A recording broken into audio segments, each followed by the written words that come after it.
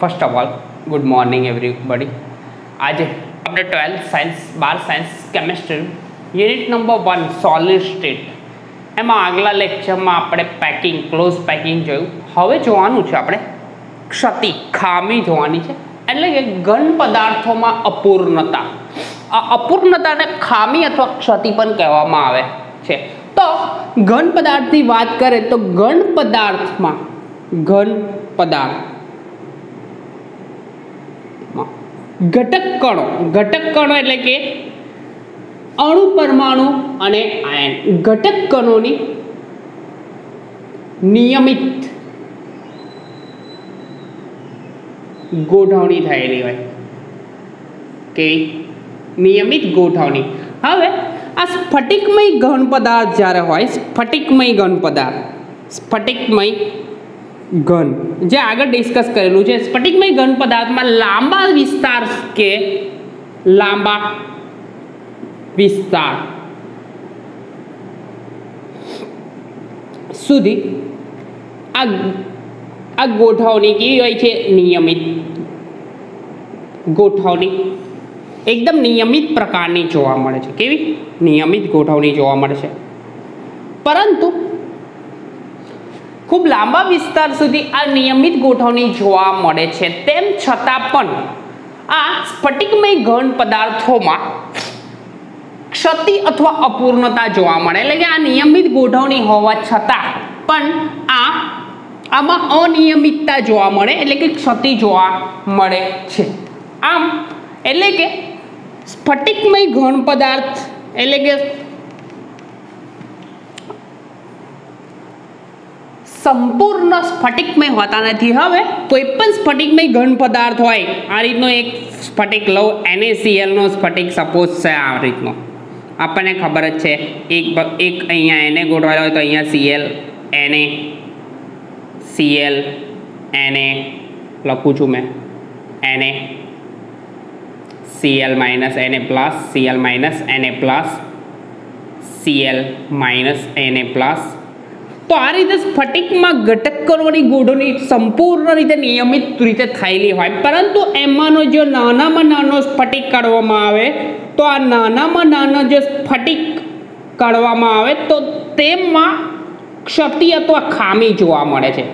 ક્ષતિ અથવા ખામી એટલે કે અપૂર્ણતા જોવા મળે છે. એટલે કે કોઈ જગ્યાએ અનિયમિત ગોઠવણી જોવા મળે, એટલે કે સંપૂર્ણ સ્ફટિકમય ઘન પદાર્થ એટલે કે સ્ફટિકમય ઘન પદાર્થમાં પૂરેપૂરા સ્ફટિકમય છે નહીં. તો આ સ્ફટિકો એટલે કે એવો નાનામાં નાનો સ્ફટિક કરવામાં આવે તો પણ એમાં ખામી રહી જાય છે. ત્યાર પછી બેડ પોઈન્ટનું ડિસ્કશન કર્યું છે કે સ્ફટિકીકરણની પ્રક્રિયા. હવે સ્ફટિકીકરણની પ્રક્રિયા એટલે કે સપોઝ મીઠું હોય તો મીઠાને ડિઝોલ્વ કર્યું હોય પાણીમાં, તો પાણીમાં ડિઝોલ્વ કરી દીધું એટલે કે ઓગાળી દીધું. હવે એમાંથી સોલ્વન્ટ એટલે કે પાણીને દૂર કરવામાં આવે, એટલે કે ગરમ કરીને દૂર કરવામાં આવે. તો આ સ્ફટિકીકરણની પ્રક્રિયા જો એકદમ ફાસ્ટ એટલે કે ઝડપી થતી હોય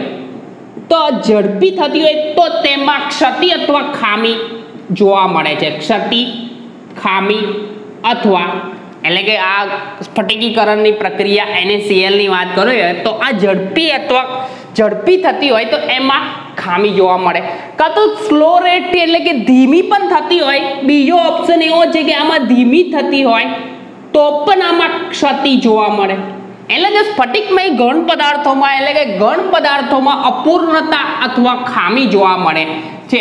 તો આ ખામીઓના પ્રકાર, ક્ષતિના બે પ્રકાર છે. એટલે કે આ ખામી જે છે તે બે પ્રકારની ખામી છે. તે કઈ પ્રકારની ખામી છે? તો બે પ્રકારની ખામીના પ્રકાર, ખામી અથવા ક્ષતિના પ્રકાર. ક્ષતિના બે પ્રકાર છે. એક છે બિંદુ ક્ષતિ. કઈ ક્ષતિ? બિંદુ ક્ષતિ. બિંદુ ક્ષતિ. હવે બિંદુ ક્ષતિની વાત કરીએ અને બીજી ક્ષતિ છે કે રેખા ક્ષતિ. કેવી? બીજી ખામી એટલે બી કરું છું, રેખા ક્ષતિ. એટલે કે સ્ફટિકમય ઘન પદાર્થમાં જો ઘટક કણો ગોઠવાયેલા હોય, ઘટક કણો એટલે કે સંપૂર્ણ રીતે નિયમિત રીતે આ રીતે ઘટક કણ ગોઠવાયેલા હોય, સપોઝ આ રીતે ગોઠવાયેલા હોય, એકદમ નિયમિત બાજુમાં આ રીતે ગોઠવાયેલા હોય, તો કોઈ જગ્યાએથી એક ઘટક કણ એટલે કે એક બિંદુ કેવું હોય, મિસિંગ હોય. મિસિંગ એટલે કે ખાલી જગ્યા પડી જાય, ખબર પડે આ ખાલી જગ્યા પડી જાય, એની જગ્યાએ ખાલી જગ્યા પડે અને એ ભાઈ સપોઝ કોઈ બીજી જગ્યાએ આવીને આ રીતે ગોઠવાઈ ગયો હોય, તો આ જે ક્ષતિ છે એ કઈ છે, બિંદુની ક્ષતિ. ખબર પડે. હવે સિમ્પલ ઉદાહરણ છે, ક્લાસમાં બેન્ચ પર સ્ટુડન્ટ બેઠા હોય, વિદ્યાર્થીઓ બેઠા હોય, તો એમાંથી એકાદ વિદ્યાર્થી ના આવ્યો હોય તો એની જગ્યા શું પડે, ખાલી પડે. તો આ જે ક્ષતિ છે એટલે કે ખાલી જગ્યા વાળી એટલે કે બિંદુની આ બિંદુના કારણે આજુબાજુમાં અનિયમિતતા જે ઊભી થાય તેને કઈ ક્ષતિ કહેવામાં આવે છે, બિંદુ ક્ષતિ. ખબર પડે. ત્યાર પછી રેખા ક્ષતિ. રેખા ક્ષતિ એટલે કેવું કે ઘટક કણોની ગોઠવણી આ રીતે રેખીય થતી હોય, પરંતુ હવે સિમ્પલ ઉદાહરણ છે કે ક્લાસમાં સ્ટુડન્ટ બેઠા હોય, છોકરાઓ બેઠા હોય, તો સીધી લાઈનમાં બેઠા હોય, તો કોઈ સ્ટુડન્ટ એવું હોય કે બેન્ચ પર સાઈડ પર જઈને બેસે આમ વાકું, તો આ એકદમ રેખીય નિયમિત હતા, પરંતુ આ ભાઈ કેવો બીજી સાઈડે જઈને બેઠો, તો એને કારણે જે ક્ષતિ ઉત્પન્ન થઈ તેને કઈ ક્ષતિ કહેવાય, રેખા ક્ષતિ. ખબર પડે. તો બે પ્રકારની ક્ષતિ આવે એટલે કે ઘન પદાર્થ હોય, ઘન પદાર્થમાં ઘટક કણોની ગોઠવણી એકદમ નિયમિત, એકદમ પરફેક્શન હાથે હોય, બરાબર. તો સ્ફટિકમય ઘન પદાર્થ હોય તો લાંબા વિસ્તાર સુધી આ ઘટક કણોની ગોઠવણી ખૂબ જ નિયમિત પ્રકારની હોય છે, પરંતુ તેમ છતાંય તે થોડો અસ્ફટિકમય જેવો છે. અસ્ફટિકમય એટલે કે એની ગોઠવણી કોઈક જગ્યાએ મિસિંગ એટલે કે કોઈ જગ્યાએ અપૂર્ણ ગોઠવણી છે, એટલે કે પરફેક્શન સાથે ગોઠવણી થતી નહીં. હવે એમાં ઉદાહરણ લીધું છે NaCl એટલે કે કોઈ સ્ફટિક હોય એનો નાનામાં નાનો સ્ફટિક લેવામાં આવે, એનો નાનો ભાગ એટલે કે કોઈ પણ સ્ફટિક હોય તો નાના સ્ફટિકોનો બનેલો હોય, તો આ સ્ફટિકમાંનો નાનો ભાગ કાઢવામાં આવે તો એ નાના ભાગમાં પણ ક્ષતિ જોવા મળે છે. એનું કારણ કે જ્યારે એની સ્ફટિકીકરણની પ્રક્રિયા કરવામાં આવે એટલે કે એની સ્ફટિકીકરણની પ્રક્રિયા જો ફાસ્ટ રેટથી થતી હોય તો એમાં ક્ષતિ હોય, કે સ્લો રેટથી થતી હોય તો પણ ક્ષતિ તો જોવા મળે છે. તો આ ક્ષતિ બે પ્રકારે જોવા મળે. કયા? એક બિંદુ ક્ષતિ અને રેખા ક્ષતિ. તો બિંદુ ક્ષતિ એટલે કે કમ્પ્લીટલી ઘટક કણોની નિયમિત ગોઠવણી હોય, તો પરંતુ એ નિયમિત ગોઠવણીમાં સપોઝ અહીંયા એક સેન્ટરમાં અણુ પરમાણુ કે આયન હોય, પણ એ પોતાની જગ્યાએથી મિસિંગ થઈને બીજી જગ્યાએ ગોઠવાઈ જાય, કાં તો હોય જ નહીં. તો આ જે ખાલી જગ્યા પડી, અહીંયા ખાલી જગ્યા પડે, સ્પેસ ખાલી પડે, તો આને કઈ ક્ષતિ કહેવાય, બિંદુ નથી એટલે એના કારણે આ ક્ષતિ ઉત્પન્ન થાય, તો આને બિંદુ ક્ષતિ કહેવામાં આવે છે. અને બીજી ક્ષતિ કઈ, રેખા ક્ષતિ એટલે કે ઘટક કણોની ગોઠવણી એકદમ સીધી લાઈનમાં હોય, પરંતુ એમાંથી કોઈક જગ્યાએથી એક ઘટક કણ ક્યાં કોઈ એ સીધી લાઈનની જગ્યાએ કોઈ બીજી જગ્યાએ ગોઠવાઈ ગયો, સપોઝ આ સાઈડે ગોઠવાય કાં તો ઉપરની સાઈડે ગોઠવાય, તો આ રેખીય ક્ષતિ કહેવામાં આવે છે. તો આપણે જોવાની છે ખાલી આ બિંદુ ક્ષતિ જોવાની છે, એટલે કે આ ચેપ્ટરમાં આપણે જોવાની છે બિંદુ ક્ષતિ. ખબર પડે. તો બિંદુ ક્ષતિના 3 પ્રકાર છે. કેટલા પ્રકાર? 3 પ્રકાર. મેં લખું છું. બિંદુ ક્ષતિના 3 પ્રકાર છે. કયા છે તે લખું છું.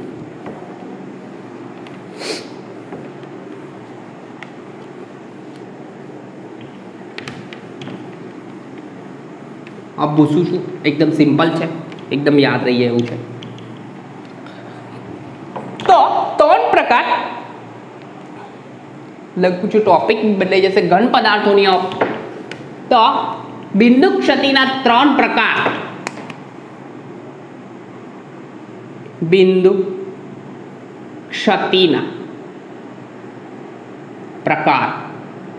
તો એના પ્રકાર જોઈએ ને તો 3 પ્રકાર છે. એક છે તત્વયોગમિતીય ક્ષતિ, બીજી છે અશુદ્ધિ ક્ષતિ અને ત્રીજી છે બિન તત્વયોગમિતીય ક્ષતિ. એક છે તત્વ યોગમિતીય ક્ષતિ, બીજી ક્ષતિ છે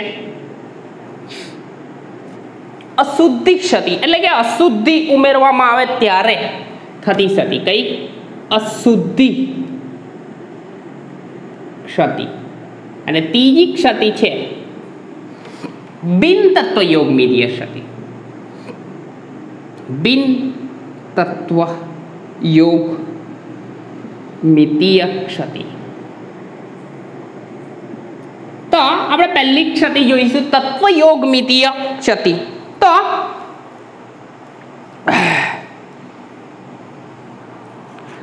તત્વ યોગ મિતીય ક્ષતિ શું કહે છે તે તત્વ યોગ મિતીય ક્ષતિ એટલે તત્વયોગ મિતીય ક્ષતિ કહે છે એવું કે આ પ્રકારની ક્ષતિમાં ઘન પદાર્થની તત્વયોગ મિતિમાં કોઈ પણ પ્રકારની ખલેલ પહોંચાડતી નથી। એટલે કે ઘન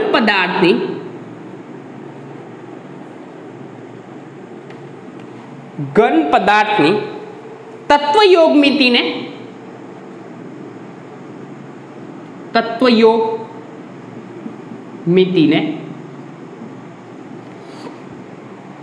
કોઈ પણ પ્રકારની ખલેલ પહોંચાડતી નથી, કોઈ પણ પ્રકારની ખલેલ પહોંચાડતી નથી। એટલે કે તત્વયોગ મિતીય જેવી છે એવી ને એવી જ રહે। એટલે કે આ તત્વયોગ મિતિ એટલે કે ઉષ્માગતિકીય તેમને આંતર અથવા ઉષ્માગતિકીય ક્ષતિ પણ કહેવામાં આવે છે। કઈ એટલે કે અંદર જે પ્રકારના અણુ પરમાણુ આયન જેવા છે એવા ને એવા જ રહેશે। એટલે કે એને ઉષ્માગતિકીય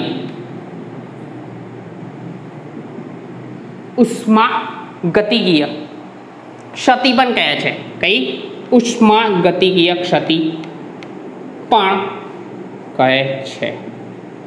એટલે કે એની તત્વયોગ મિતીય ક્ષતિનું એવું છે કે ઘન પદાર્થની તત્વયોગ મિતિને કોઈ પણ પ્રકારની ખલેલ પહોંચતી નથી અને આ પ્રકારની ક્ષતિને કઈ ક્ષતિ તત્વયોગ મિતીય ક્ષતિ કહેવામાં આવે છે।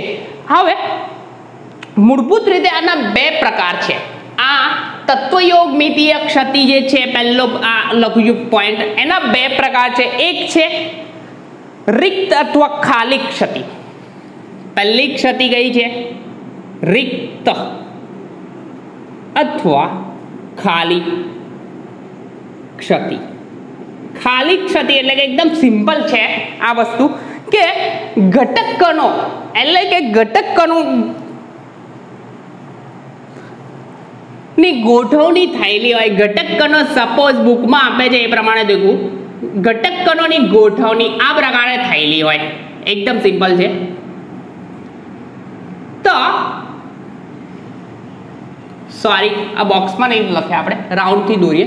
ઘટક કણો એટલે કે આ રીતે ઘટક કણો ગોઠવાયેલા હોય 1 2 3 4 આ રીતે ઘટક કણો એટલે કે આપણે બિંદુ ક્ષતિનો પ્રકાર જોઈએ છે। તો આ પ્રકારના ઘટક કણોની એકદમ નિયમિત પ્રકારની ગોઠવણી હોય તો એમાંથી કોઈ જગ્યા પર ખાલી સ્થાન રહી જાય। ખાલી સ્થાન એટલે કે કોઈ જગ્યાએથી આ ઘટક કણ એટલે કે અણુ પરમાણુ અને આયન મિસિંગ થાય એટલે કે આ જગ્યા શું પડી ખાલી અથવા રિક્ત જગ્યા પડી। આ જે ચોરસ દર્શાવે છે ત્યાં આગળથી ઘટક કણ એટલે કે અણુ પરમાણુ અને આયન કેવું છે મિસિંગ છે। તો આ પ્રકારની ક્ષતિને કઈ ક્ષતિ કહેવામાં આવે છે કે કઈ ક્ષતિ કહેવામાં આવે રિક્ત અથવા ખાલી।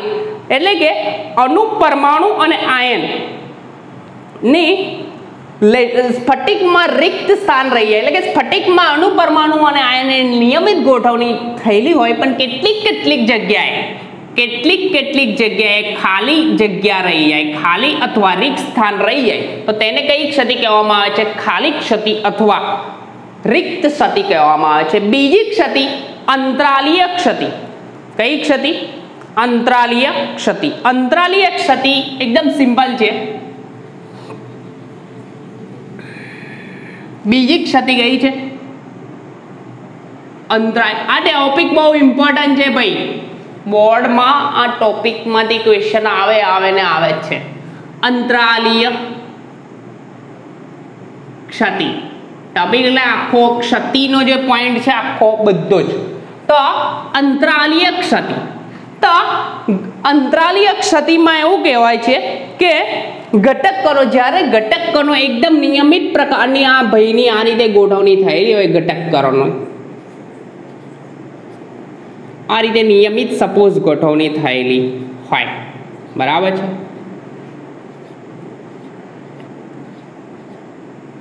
તો આ ઘટક કણોની એકદમ નિયમિત પ્રકારની ગોઠવણી થયેલી હોય. હવે તો સ્ફટિકના અંતરાલીય ક્ષતિમાં થાય છે એવું કે કોઈ ઘટક કણ અહીંયાથી પોતાની જગ્યા બદલી, એટલે કે ત્યાં આગળ શું ઉત્પન્ન કરે, ખાલી જગ્યા, ખાલી ક્ષતિ ઉત્પન્ન કરે અને બીજી જગ્યાએ આ અંતરાલ છે આ ત્રણ ઘટકોની વચ્ચે આવીને બેસે. તો આ ત્રણ ઘટકોની વચ્ચે એટલે કે અંતરાલમાં આવીને બેઠું, કે આવીને બેઠું અંતરાલમાં, એટલે કે અંતરાલમાં આવીને બેઠું તો આ ક્ષતિને કઈ ક્ષતિ કહેવાય? અંતરાલીય ક્ષતિ. કઈ કહેવાય? અંતરાલ એટલે કે આ બધા જે ઘટક કણો જે ગોઠવાયેલા છે એની વચ્ચેની જગ્યા, એટલે કે સપોઝ અહીંથી ઘટક કણ આ મિસિંગ છે અહીંથી, અને આ ભાઈ આવીને બેઠો અહીંયા, તો આ જે શું કરી આ ક્ષતિ વચ્ચે આવીને બેઠો, એટલે કે આ ચાર ઘટક કણોના વચ્ચેના અંતરાલમાં આવીને બેઠો, તો આ ક્ષતિને કઈ ક્ષતિ કહેવામાં આવે છે? અંતરાલીય ક્ષતિ. ખબર પડે? તો આ ક્ષતિને કઈ ક્ષતિ કહેવાય છે? અંતરાલીય ક્ષતિ. હવે આ ખાલી ક્ષતિ અને અંતરાલીય ક્ષતિ એના બે પ્રકાર પડે છે, એટલે કે અંતરાલીય સ્થાનમાં ગોઠવવાની જે ક્ષતિ જે છે તેની બે ક્ષતિ છે. તો આ જે આ વાત કરી હતી તે કોઈ પણ પ્રકારનો ચાર્જ નહીં, પોઝિટિવ ચાર્જ પણ નહીં કે નેગેટિવ ચાર્જ નહીં, આ બધા આયનોના ચાર્જ કોઈ દર્શાવેલા નથી, એટલે કે આ બિન તત્વયોગમિતીય ક્ષતિ કહેવાશે. હવે અંતરાલીય ક્ષતિ દેખાય, એક છે આ ખાલી ક્ષતિ, એ જે ખાલી જગ્યા પાડશે અને ત્યાં આગળ જે છે એથી મિસિંગ થઈ અને અંતરાલમાં આવીને બેસે છે. અંતરાલમાં આવીને બેસે એટલે કે સપોઝ આ રીતનું ના થાય તો અહીંયા ઘટક કણ એઝ ઇટ ઇઝ જ હોય, પરંતુ બહારથી કોઈ અણુપરમાણુ આયન એડ કરવામાં આવે તો વચ્ચે આવીને અંતરાલમાં આવીને બેસે, તો આ પ્રકારની ક્ષતિને કઈ કહેવાય? અંતરાલીય ક્ષતિ. ખબર પડે? તો આ બે ક્ષતિ થઈ, કઈ? રિક્ત ક્ષતિ અને અંતરાલીય ક્ષતિ. હવે અહીંયા આયનોના કોઈ પણ પ્રકારના ચાર્જીસ છે નહીં. હવે ચાર્જીસ ધરાવતી એ ક્ષતિ બે ક્ષતિ છે, અને આયનીય ઘન, આયનીય ઘન એટલે કે પ્લસ ચાર્જ ધરાવતો અને માઇનસ ચાર્જ ધરાવતો આયનીય ઘન.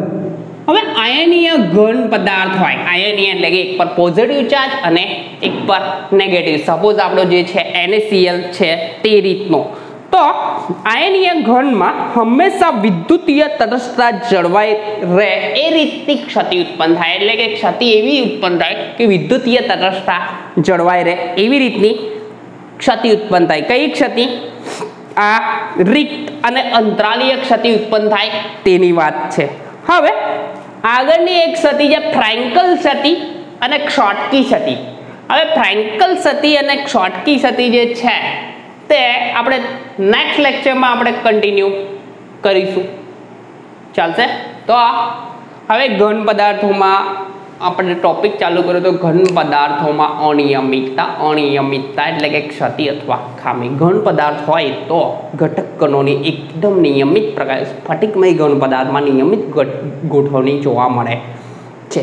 તેમ છતાં પણ આ ઘન પદાર્થ જે છે તેમાં ક્ષતિ એટલે કે અસ્ફટિકમય છે એવી એટલે કે ખામીઓ જોવા મળે છે.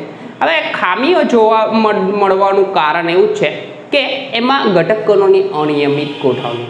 હવે ઘન પદાર્થ હોય તો ઘન પદાર્થ, સ્ફટિકમય ઘન પદાર્થ હોય તો એ નાના નાના સ્ફટિકોનો બનેલો હોય છે. તો એમાંથી એક નાના સ્ફટિકોનો બનેલો હોય તો એ મોટા સ્ફટિકમાંથી એક નાનો સ્ફટિક કાઢીને જોવામાં આવે તો તેમાં પણ ક્ષતિ જોવા મળે છે. હવે આ ક્ષતિ અથવા અનિયમિતતા જોવા મળે છે.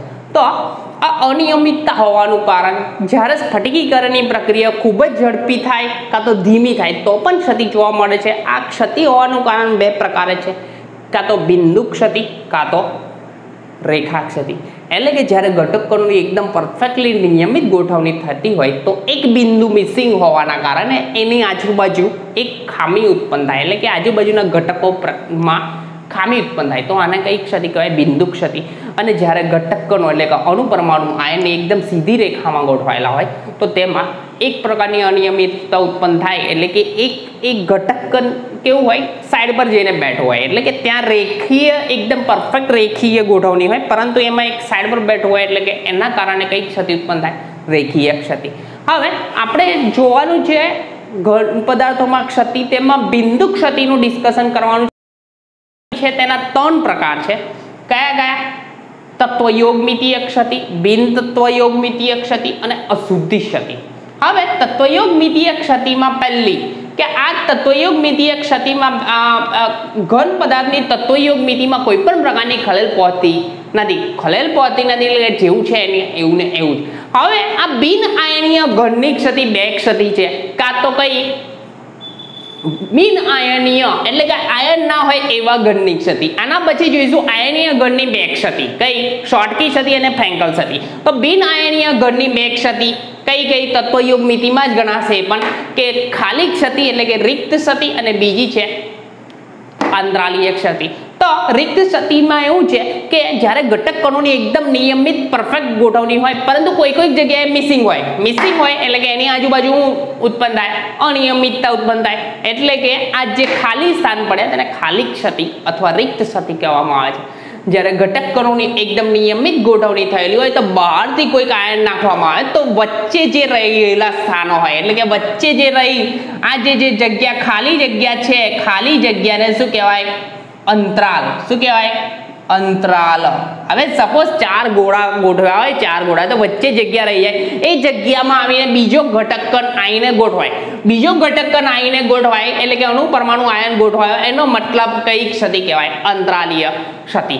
તો આ તત્વયોગમિતિમાં બિન આયનીય ઘનની 2 ક્ષતિ, રિક્ત ક્ષતિ અને અંતરાલીય ક્ષતિ. એના પછી આપણે જોઈશું બીજી 2 ક્ષતિ, શોર્ટકી ક્ષતિ અને ફ્રેન્કલ ક્ષતિ. અને એના પછી અશુદ્ધિ ક્ષતિ એટલે કે ધાતુ વધારો ક્ષતિ, એટલે કે બહારથી અશુદ્ધિ ઉમારવામાં આવશે. એ બધું આપણે ડિસ્કશન એટલે પછીની 2 થિયરી છે, ખૂબ ઇમ્પોર્ટન્ટ થિયરી છે. કઈ?